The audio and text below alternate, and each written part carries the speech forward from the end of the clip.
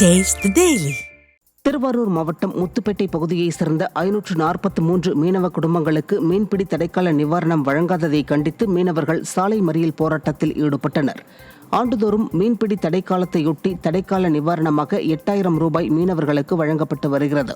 மேலும் நிலம் வைத்துள்ள மீனவர்களுக்கு 6000 ரூபாய் நிதி வழங்கப்பட்டு வருகிறது. இந்த நிலையில் முத்துப்பேட்டை பகுதியைச் சேர்ந்த சுமார் 543 மீனவர்களுக்கான தடைக்கால நிவாரணமான 8000 வழங்கப்படவில்லை என மீனவர்கள் குற்றம் சாட்டியுள்ளனர். எனவே இதனை கண்டித்து முத்துப்பேட்டையில் 500க்கும் மேற்பட்ட மீனவர்கள் சாலை மறியல் போராட்டத்தில் ஈடுபட்டனர். மீனவர்களுக்கு ஆண்டுதோறும் வழங்க வேண்டிய தடைக்கால மழைக்கால நிவாரணத்தை சுமார் ஒரு 543 குடும்பங்களுக்கு வழங்காமல் தமிழக அரசும் மீன்வளத்துறையும் இழுத்தடித்துக் கொண்டிருக்கிறார்கள். அவர்களுக்கு அன்றாடு பெய்து கடலில் சென்று மீன் பிடிக்கக்கூடிய மீனவர்கள் அந்த தடைக்கால நிவாரணம் கிடைக்காமல் எவ்வளவு துயரத்திற்கு ஆட்படுவார்கள் என்பது அனைவரும் அறிந்ததே. எனவே நாங்களும் 2 ஆண்டு காலம் இதை பல கோரிக்கைகள், சாலை மறியல்கள், போராட்டங்கள் நடத்தியும் மீன்வளத்துறை அதிகாரிகள் செவிசாய்க்கவில்லை. சென்னை கோயம்பேட்டில் சாலையில் நடந்து சென்றவரை தெருநாய் கடித்ததால் பரபரப்பு ஏற்பட்டது. கோயம்பேடு பழ அங்காடி வளாகத்தில் தூய்மை பணியாளராக பணியாற்றும் குமார் சாலையில் நடந்து சென்றபோது தெருநாய் ஒன்று திடீரென காலில் கடித்தது.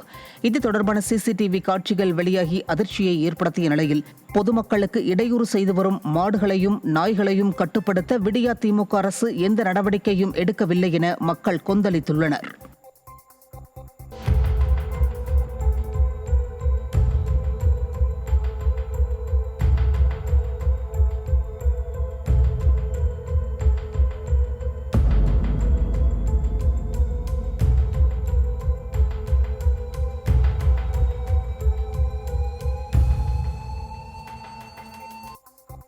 சேலம் மாவட்டம் பள்ளப்பட்டி ஏரியை சுற்றியுள்ள பூங்காவில் ஏற்பட்ட தீ விபத்தில் ஏராளமான பொருட்கள் தீயில் எரிந்து நாசமாகியது. பள்ளப்பட்டி ஏரியை சுற்றி ஸ்மார்ட் சிட்டி திட்டத்தின் கீழ் சீரமைக்கப்பட்டு சிறுவர் பூங்கா, சூழல் பூங்கா திறக்கப்பட்டன. மேலும் முழுமையாக பணிகள் முடிவதற்கு முன்னரே இந்த பூங்கா கடந்த ஆண்டு மக்கள் பயன்பாட்டிற்காக திறந்து வைக்கப்பட்டது. இந்த நிலையில் இந்த பூங்காவில் திடீரென தீ விபத்து ஏற்பட்டுள்ளது. இதையடுத்து சம்பவ இடத்திற்கு வந்த தீயணைப்புத் துறையினர் தீயை அணைத்தனர். தீ விபத்தில் ஏராளமான பொருட்கள் தீயில் எரிந்து நாசமானது. விடியா திமுக அரசின் அலட்சியத்தால் மக்கள் வரிப்பணம் வீணடிக்கப்படுவதாக குற்றச்சாட்டு எழுந்துள்ளது. கோவை மாவட்டம் பெட்டதாபுரம் அருகே ராட்சத குடிநீர் குழாய் உடைந்து லட்சக்கணக்கான குடிநீர் குடியிருப்பு மற்றும் விவசாய நிலங்களுக்குள் புகுந்ததால் பொதுமக்கள் அவதியடைந்தனர். வடவள்ளி, கவுண்டம்பாளையம், தொண்டாமுத்தூர் கூட்டு குடிநீர் திட்ட ராட்சத குழாயில் பிளவு ஏற்பட்டு கடந்த 1 மாத காலமாக குடிநீர் கசிந்து சாலையில் ஓடியது. இதுகுறித்து தகவல் தெரிவித்தும் தமிழ்நாடு குடிநீர் வடிகால் வாரியம் நடவடிக்கை எடுக்காத காரணத்தால் ராட்சத குழாய் உடைந்து குடிநீர் வீணாக வெளியேறியதாக பொதுமக்கள் குற்றம் சாட்டியுள்ளனர். விடியா திமுக ஆட்சியில் கண் துடைப்பிற்காக ஒன்றிய குழு கூட்டம் நடத்தப்படுவதாக திருவண்ணாமலை ஒன்றிய குழு உறுப்பினர்கள் வேதனை தெரிவித்துள்ளனர். ஆரணி டவுன் பகுதியில் ஒன்றிய குழு உறுப்பினர்களுக்கான மாதாந்திர கூட்டம் நடைபெற்றது. இதில் அதிமுக, திமுக கட்சிகளைச் சேர்ந்த 10க்கும் மேற்பட்ட ஒன்றிய குழு உறுப்பினர்கள் பங்கேற்றனர்.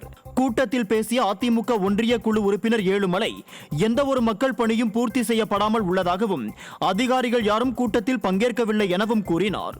விடியா திமுக ஆட்சியில் கண் துடைப்பிற்காக மட்டுமே ஒன்றிய குழு கூட்டம் நடத்தப்படுவதாக கூறி ஒன்றிய குழு உறுப்பினர்கள் வேதனையுடன் திரும்பி சென்றனர்.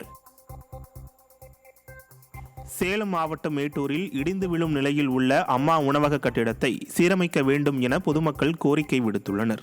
மேட்டூர் அரசு தலைமை மருத்துவமனை அருகே அம்மா உணவகம் இயங்கி வருகிறது. இதன் மூலம் ஏழை எளியோர், ஆதரவற்ற பொதுமக்கள் பயனடைந்து வருகின்றனர். இந்த நிலையில் அம்மா உணவக கட்டிடத்தில் விரிசல் ஏற்பட்டு இடிந்து விழும் நிலையில் உள்ளதாகவும் தரைத்தளத்தில் டைல்ஸ் கற்கள் சேதமடைந்தும் காணப்படுகிறது. இதனால் பணியாட்கள் அச்சத்துடன் பணிபுரிந்து வருகின்றனர். விடியா அரசின் முதல்வர் அம்மா உணவகத்தில் சேதங்களை பார்வையிடாமல் மேலோட்டமாக ஆய்வு நடத்துவதாக பொதுமக்கள் குற்றம் சாட்டியுள்ளனர். ராமநாதபுரம் மாவட்டம் திருவாடானை பகுதியில் பள்ளி மாணவர்கள் ஆபத்தான முறையில் பயணம் மேற்கொள்ளும் வீடியோ வெளியாகியுள்ளது. நகரி, காத்தான், முள்ளிமுனை, மங்களக்குடி உள்ளிட்ட பல்வேறு கிராமங்களிலிருந்து சுமார் 100க்கும் மேற்பட்ட பள்ளி, கல்லூரி மாணவர்கள் தினமும் திருவாடானைக்கு வந்து செல்கின்றனர். இந்த நிலையில் போதிய அரசு பேருந்துகள் இயக்கப்படாததால் பள்ளி, கல்லூரி மாணவர்கள் படிக்கட்டுகளில் தொங்கியபடி ஆபத்தான முறையில் பயணம் செய்து வருகின்றனர். போதிய பேருந்துகளை இயக்காமல் விடியா அரசு மாணவர்களின் உயிரோடு விளையாடுவதாக பொதுமக்கள் குற்றம் சாட்டியுள்ளனர். திருப்பத்தூர் மாவட்டம் ஆம்பூர் அருகே கட்டுப்பாட்டை இழந்த கண்டெய்னர் லாரி சாலையோர தடுப்பு வேலியில் மோதி விபத்துக்குள்ளான சிசிடிவி காட்சி வெளியானது.